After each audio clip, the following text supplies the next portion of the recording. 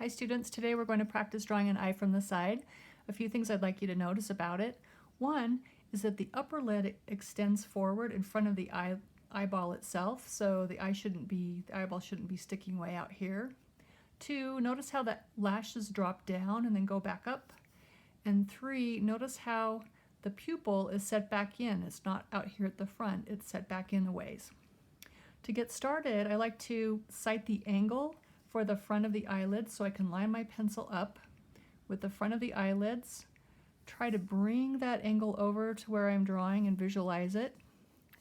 Lightly sketch the line in and then come back and check to see how I did.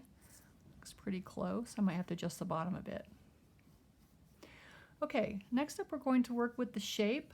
I want to first capture the angle of the top of the eyelid, so I'm going to go like that. Capture it, kind of look at where it was going, and then place it. Same thing with the bottom, so I'm lining my pencil up with the bottom side of the lid, just like that. Once you've done that, you can come back and double check it and make some adjustments if you need to.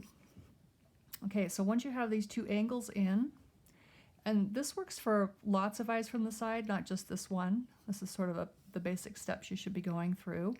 I can draw the actual eyeball itself. This is set back in from the lid, and we're seeing more of the bottom of the eyeball than the top. So it's going to curve back in a bit. For the other side of it, a lot of times we spend all of our time looking at the shape of the iris, and we forget to look at the shape of the white part. This can help you get the iris the right size is by looking at this area here. And I'm noticing that it's a very tiny shape, so I'm going to just make sure that this part is nice and small. The pupil is going to be right smack in the middle of the iris, so if you imagine the whole thing, it's a little bit high in this particular photo, but it's right smack in the middle of the overall iris. Next up, notice that we've got extra lines to show like the upper lid, so I have a line right here.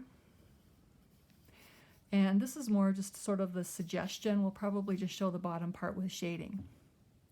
Okay, now before we get into our shading, a few other things we want to notice. One is how far forward is the front of the face. So what you can do is you can measure something. So I'm measuring the eye right here, and then comparing that, so I'm putting the tip of my pencil at the front of the eye, marking with my finger the back edge of it, and then comparing that to where the front of the face is, and I notice that this is a little bit bigger. So if I come here and then do the same thing, that tells me where that front of the nose is going. Okay, next up, eyebrow.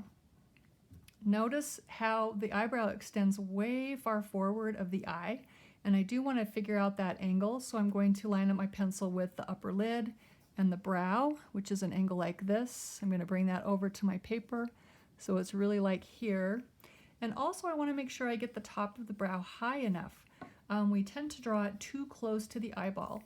So what I'm going to do with this is measure my eye, including that little bit of that crease. And then if I go up, I notice that that's about the same. So this part here is the same as about that there. So I'll come over to my drawing and go up about the same amount. And this is about how high the bottom side of the brow is here. So that's an important clue about placing the eyebrow.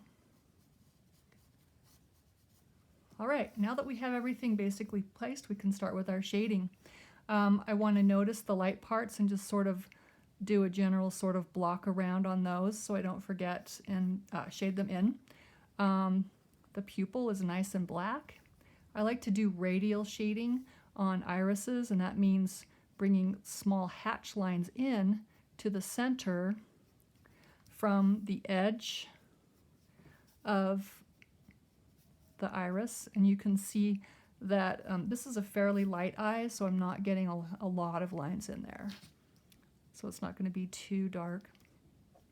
Heading into this part, it's not paper white, so I'm just going to do some really light shading in there.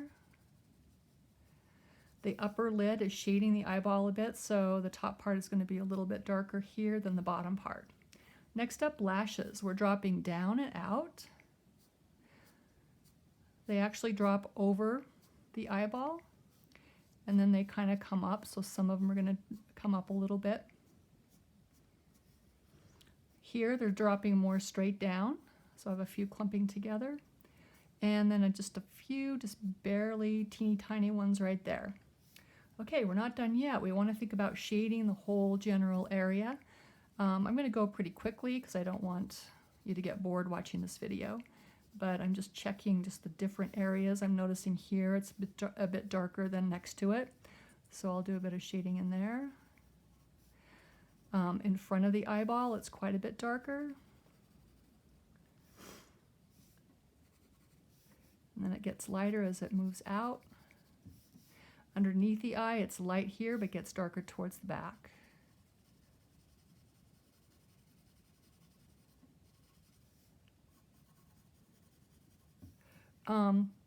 This part up here, you definitely want to shade more around the eye, so I'm just going to give this kind of a light shade through here. And then it gets lighter on the cheek area, so I think I'm just going to leave that light. It's lighter up here on the front, and then it fades as it goes back, so I think I'm going to just put just a little bit of a shadow in here.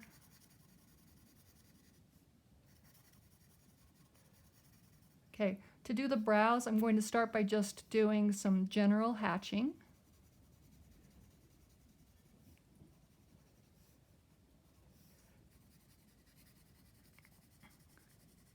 And then I'm going to go back in and put in some individual hairs for the brow. With this part, I'm just studying closely, so I'm looking at the direction of the hairs, and it's really hard to see what's happening back here. It's more faded and fuzzy, so I'm not quite sure, but I can see the direction up at the front, so I want to copy that.